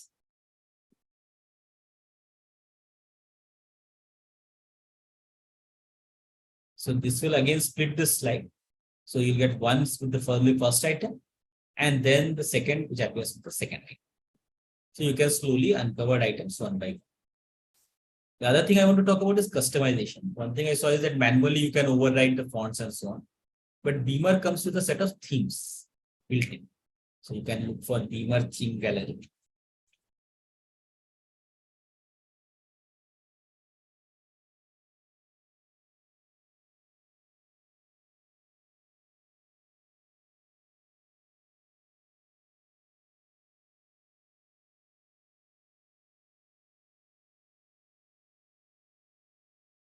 There are various kinds of things. I will show you just my favorite one, which is Cambridge US.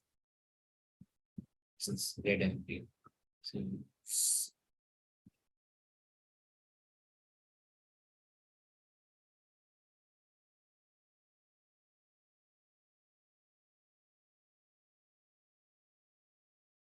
So all the colors and appearance, everything changes. Right? Even if you look at the bullet numbers, instead of triangles, you have spheres, so on. So Beamer comes with a set of pre-built themes. So you can use one of them. You can also, like, one thing which I don't like in this theme, if you see here in the slide, it gives you the slide number 1 of 2. Sometimes audience starts counting, okay, 23 slides, 10 done, 12 done. So you can also control and suppress each of these elements, like what appears here, which of the, these are different buttons for navigation, they are hardly used, so you can remove them. So you have detailed control also, but sometimes just starting out, just a rough control by changing the theme can be enough to give you enough kind of changes that you want. Okay, so that's our Beamer. There's a question here also.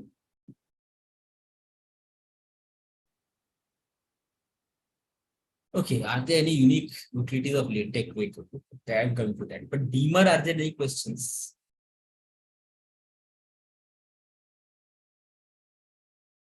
Okay.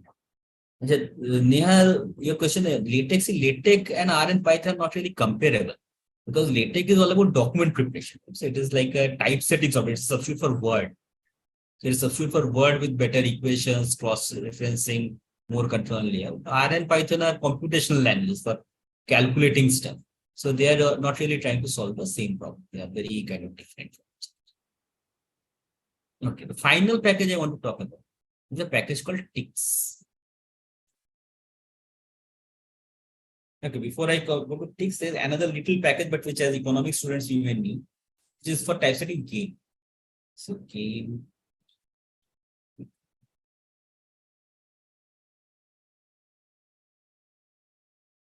S gain. So sometimes you have to, typeset games in normal form. So SGame is a useful package for that. So you just say SGame and then you say game 2 into 2 and let I'll show. Forget Bima say I am again doing article thing.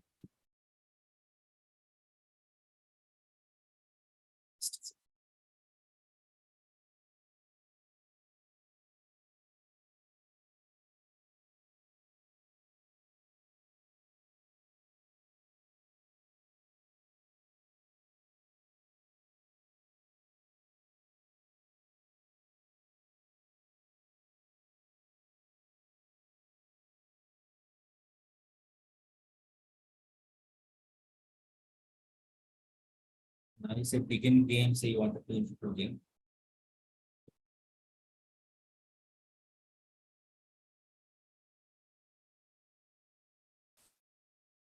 Say it's prisoner's dilemma. So confess, don't confess. Confess and deny it. So it's just like typesetting a table, but slightly different. The box and so on are put nice. I don't remember the prisoner's dilemma payoff, so I'm making them myself. Both confess. So both would be jails -10.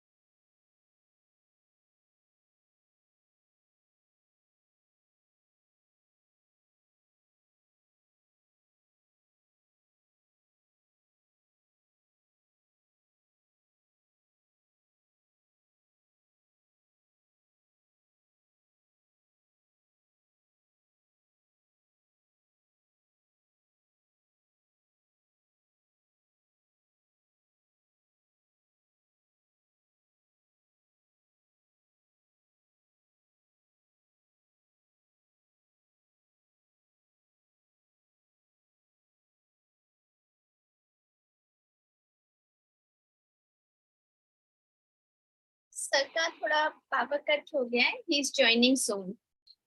Ma'am I pause the meeting. हाँ. Meeting paused है अभी. जब sir join करेंगे तब play करते हैं. He messages me. He is joining.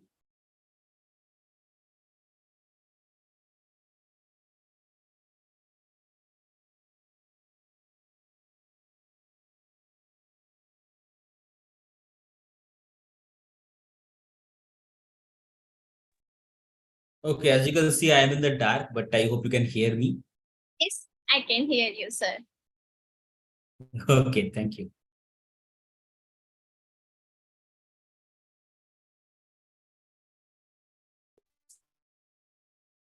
So let us just put some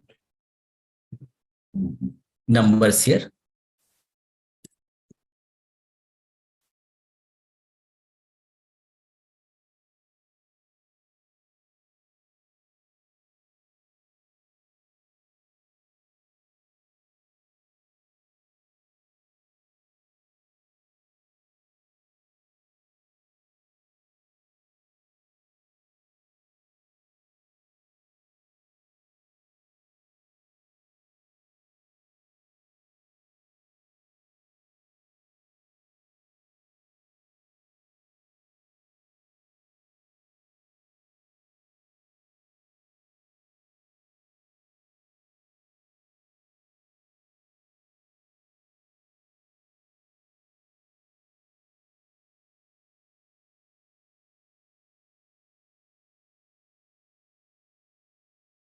As you can see, I'm trying to do something like this, but I'm not getting the results.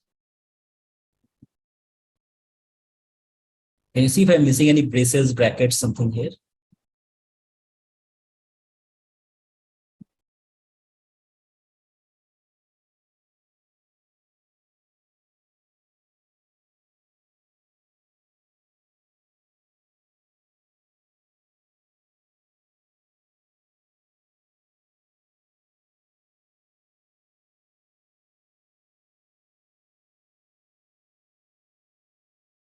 Maybe it will be clear for all of us if I just put some spaces. So, and see immediately on the first level, the first column will be empty. So I'm putting an and a space. Then I have the first level C. So I should actually align these things. I can catch my error and I can 1 E.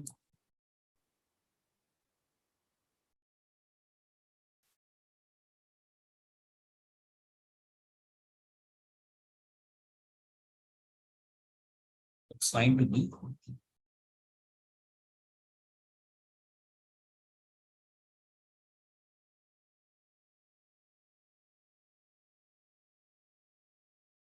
So you have the game. Right? So this can allow us to create the tricks. If you documentation, say I want to say player 1, player 2. So I want to give player names. So I can do all of that. So like I want to say player A and B. So you can say A, you can say B, and so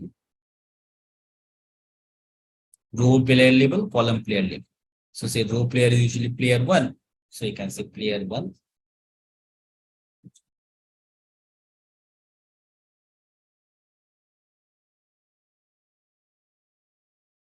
So you can get this labeled and so on. If it is not in the center, you want in the center of page. So LaTeX has a general center environment. You can say begin center.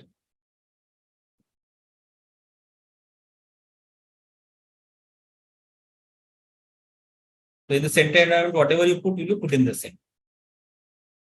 It will put in the center of the thing. So you can do this, you can put captions on the game. So game is a very small package, but because games are something that often economics people have to typeset, it is a useful thing. Okay, final thing, which is the TIX package. So this is a really huge package for drawings, because the other thing that we have to create are diagrams. So this is a kind of enormous package, because the thing is that it allows you great deal of automation in diagrams. Right? So you can see the kind of diagrams you can generate with it. But the important part is that it gives you, I'm not actually going to discuss, I will show you one example, but I am not going to discuss how to do this. But the important part is, one is that you can make diagrams manually by saying draw a line from here to there and so on. All that is allowed.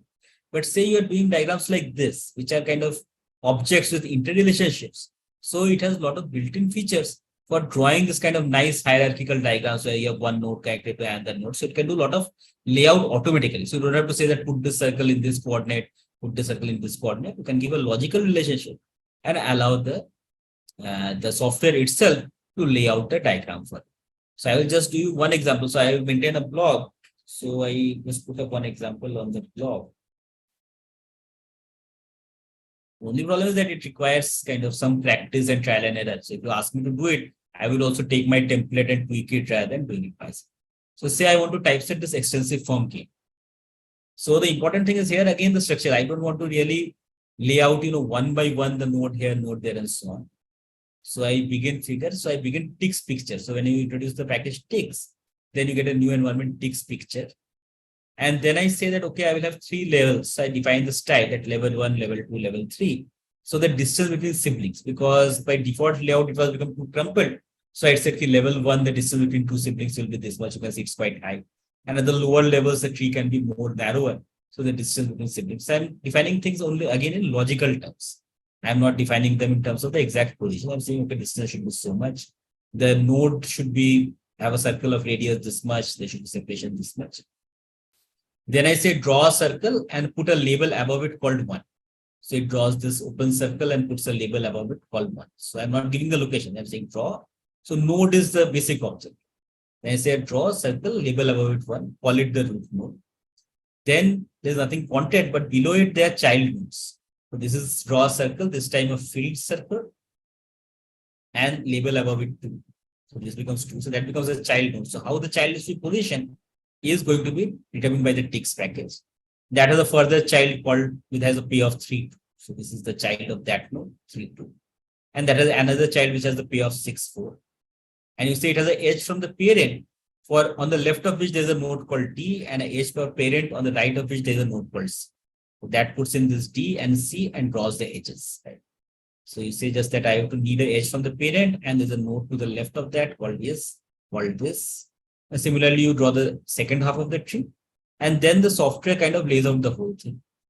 I have called this nodes various names, node B, node C.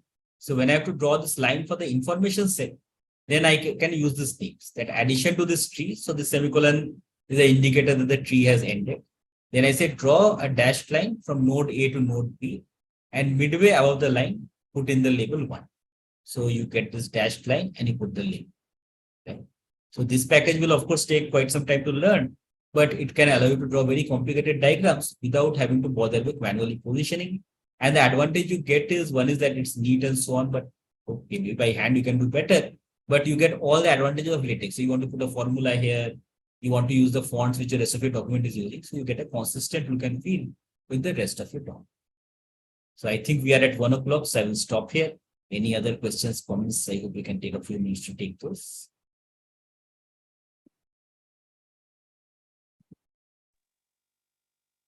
Thank you, sir. It was an amazing session. I'm sure all of us must have learned a lot from this session. It was truly an enriching experience. Now I would like to invite Iti ma'am to please come forward and say a few words and conclude the workshop. Thank you, Shivangini. Good afternoon, all. Good afternoon, sir. Thank you so much for the enriching session. On behalf of Economic Association, I'm here to extend my heartfelt gratitude to our distinguished speaker, Dr. Jyotirmoy Bhattacharya, sir, for gracing us with their invaluable knowledge and expertise in the field of LaTeX typesetting. It has been an enlightening and enriching experience for all of us. I would like to express my sincere thanks to our esteemed speaker for taking the time out of their busy schedule to be here for us today. Your insights and guidance have undoubtedly added a new dimension to our understanding of LaTeX. We are truly grateful for your presence.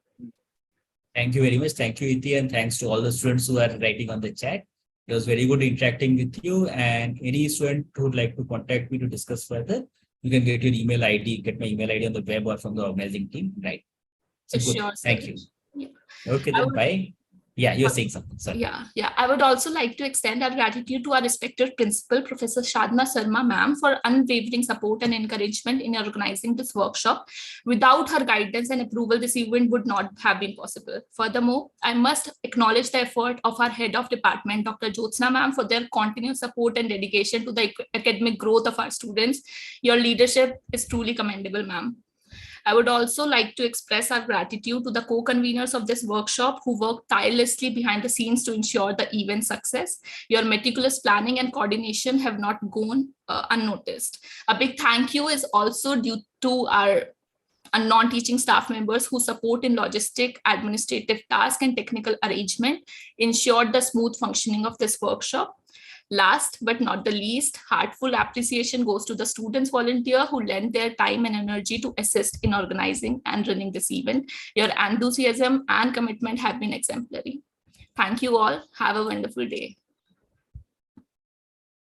Sir, thank you so much. Please accept a personal gratitude from my side. It's very interactive, detailed, and knowledgeable lecture. Personally, I learn a lot. It's new for me too. I'm learning LaTeX from your side and from your and Tapashik's side from first side. Okay. So it's new to me as well. Thank you. Thank you so much. Thank you once again for inviting me. Keep it nice. Thank you, sir. Thank Okay, you. bye. Sir, thank you, ma'am. Once again, I would like to thank each one of you for gracing your presence and making this event a big success. We request you all to please fill the feedback form, which will be circulated after the session. I would also like to remind you that this form would be considered as your attendance for the day. All the registered students are requested to please kindly regularly check the Google Classroom for more updates. Thank you once again and have a nice day. Yeah, thanks to all my students, my colleagues, organizing teams and all. Thank you so much. Bye.